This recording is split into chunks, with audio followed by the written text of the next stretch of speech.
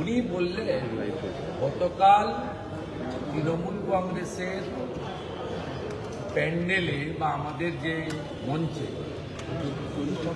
ভারতীয় আর্মি রাজনৈতিক উদ্দেশ্য নিয়ে বাধা দিয়েছে, আর্মির অ্যাকশন হয়েছে বলেছেন।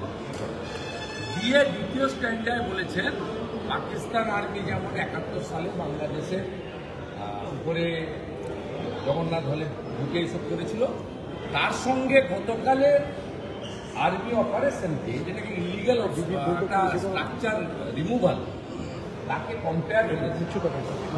তখন আমরা বিরুদ্ধে দাঁড়িয়ে বললাম, স্পিকার আপনি এক্সপান্স করুন, ভারতীয় আর্মিকে নিয়ে ভারতীয় কোন একটা প্রদেশের বিধানসভায় এটা করা যায় না।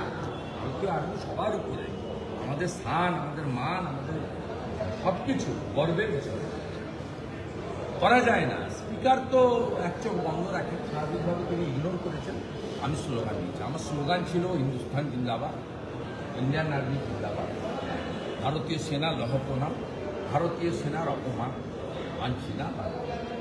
এই চারটে আমার স্লোগান ছিল। আমার দাবি ছিল ব্রাত্য বসু গতকালের আর্মির মেয়র রোডের অবৈধ স্ট্রাকচার ভাঙাকে কেন্দ্র করে যেভাবে আর্মিকে অপমান করেছেন এবং পাকিস্তানের 71 সালের যে অ্যাকশন তার সঙ্গে কম্পেয়ার করেছেন, দুটো একসঙ্গে করা যায় না। ঠিক আছে, এটা করা যায় না, এটা এই জন্যই সাসপেন্ড করে। এবং প্রস্তাবটা প্রথাগতভাবে আপনার আনেনি,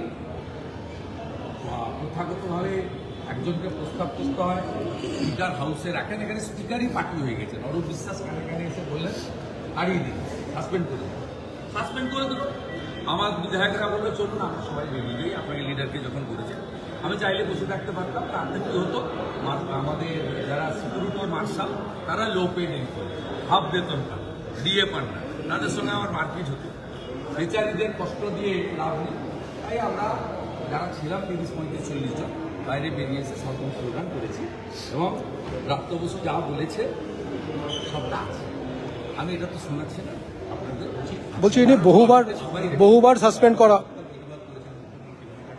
আমি গর্বিত ভারতীয় সেনার জন্য আজকে সাসপেন্ড করেছে। আজকের দিনের জন্য বেতনও নেব না, ভাতাও নেব না। আমি গর্বিত ভারতীয়।